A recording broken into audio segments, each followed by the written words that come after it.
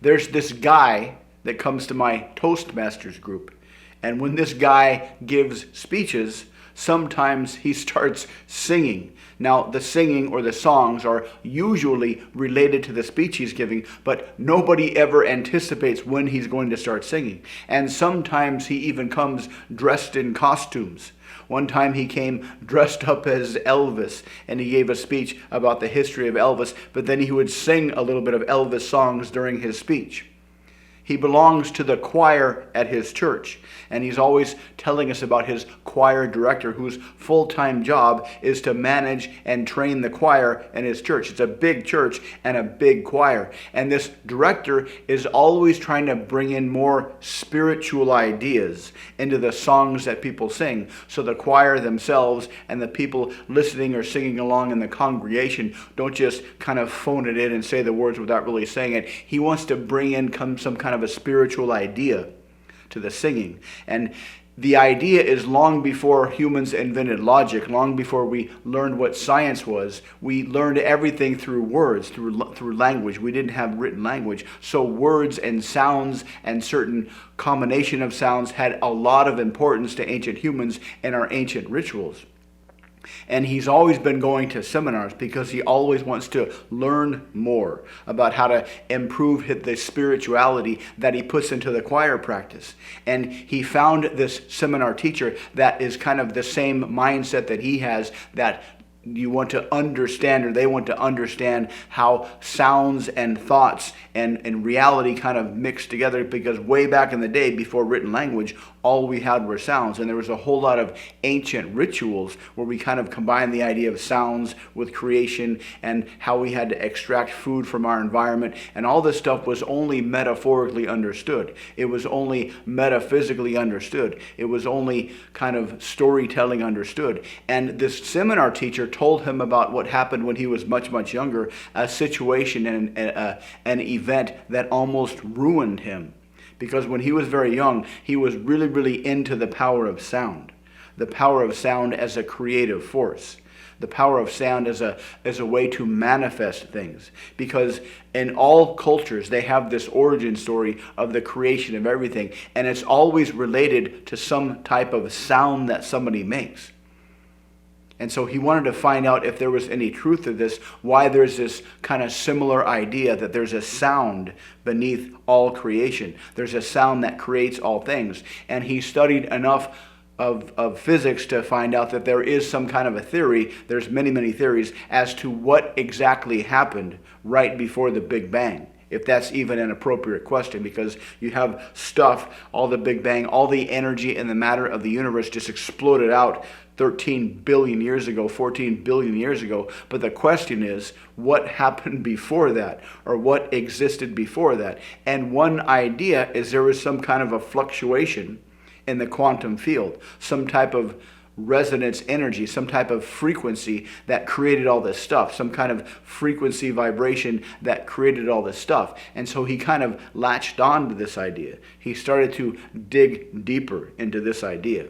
And he decided that he was going to search for the sound of creation, the sound that created everything. The theory is that before the Big Bang, when there was just empty space, there was this kind of frequency that poof created everything. And because we are made up of that everything, that creative frequency manifested us. We have this inside of our consciousness, our self-awareness, because it is literally true that we are the universe being aware of itself. Right now, in our time and space, and however you want to describe this, it is literally true that the universe has evolved to become aware of itself. And we are evidence of that. Whenever you have a self-aware thought, that is the universe being aware of itself. And the idea is deep within this. You still have that same creative force that existed right before the Big Bang. So he spent a lot of time researching this. He spent a lot of time trying to understand this. He spent a lot of time trying to replicate this.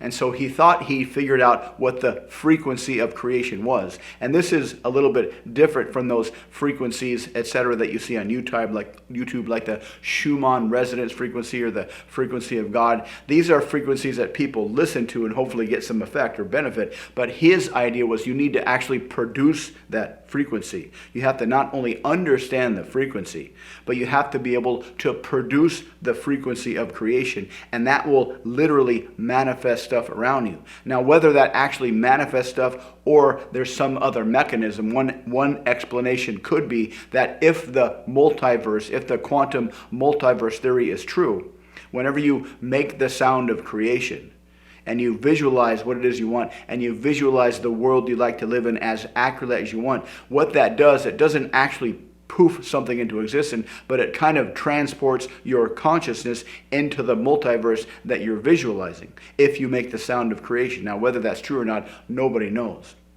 But he wanted to test this theory. So he actually spent many, many years training himself, taking lessons, coaching himself to become a professional singer so he could hold a certain note at a certain pitch or a certain frequency for as long as he possibly could. Kind of like singers who break glass with their voice. They don't sing very, very loudly that breaks the voice. They hold the frequency at the exact resonance frequency of the glass or the mirror, and that's what breaks the mirror. So he trained himself to do that. And once he thought he could hold a certain frequency, the creative frequency of the universe, for enough time, he built himself a soundproof meditation chamber in his basement. So he couldn't hear other people and other people couldn't hear him. And he sat there for weeks just visualizing something very, very simple and just seeing if he could create that thing with this meditation, this frequency of creation sound that he would make and keep it at a certain frequency. And after a couple of weeks, he did create something. He created a spoon that he visualized. I don't know why he chose a spoon, but that's what he created. And originally his plan was to start with simple things and then manifest more complex things and then manifest even more complex things and then manifest living things like insects, because in an abstract objective standpoint that seems like a natural progression. But he said that when he manifested the spoon, it almost ruined him because he suddenly felt like he woke up this very, very powerful force of nature that was far too powerful to him to even comprehend. He said it was like this ever-present feeling that some very powerful thing was always there with him. It wasn't an evil thing. It wasn't a negative thing, just this massively powerful thing. And he said it was similar to stories in the Bible where people meet angels. Now, in modern movies, you see angels are nice, friendly people that want to help you. But in the Old Testament, when people meet angels, they are utterly terrifying because they are forces of the universe. They are forces of God. And so he decided to maybe step back from this create actual things and went on a different track. And they were saying that this is the same reason why it feels so intimidating to make eye contact with people, particularly somebody that you're sexually and physically and emotionally and romantically attracted to, even if you've just met this person. Because when you make eye contact with somebody, that's the first step in the creative process to create more people, to create life where life didn't exist before. And so that's a kind of a small sliver of that massive creative force in the universe that you're feeling when you look into somebody's eyes and you have this feeling that I am attracted to you, this feeling that you are somebody that I enjoy looking at. And the idea is that if you can make eye contact with somebody, if you can hold eye contact with somebody and you can feel those feelings, feel that energy, appreciate that energy, and not waver, not hide behind some mental construct, not pretend to be confident, not hide behind some, oh, I'm just looking over there, I didn't really mean to make eye contact. If you can just hold that eye contact and hold it with someone that you're attracted to and imagine that they can see everything inside you and fully and completely accept and appreciate all the feelings that you're feeling. Fully accept and appreciate everything about yourself. Let the other person see you and just look them dead in the eye. Hold that feeling. Appreciate that feeling. If you can do this, if you can manage to get to this level, this will be almost instantaneously and irresistibly seductive. kind of like the holy grail of seduction, to tap into that ancient creative energy and feel that ancient creative energy and look into somebody's eyes while feeling and appreciating that ancient creative energy.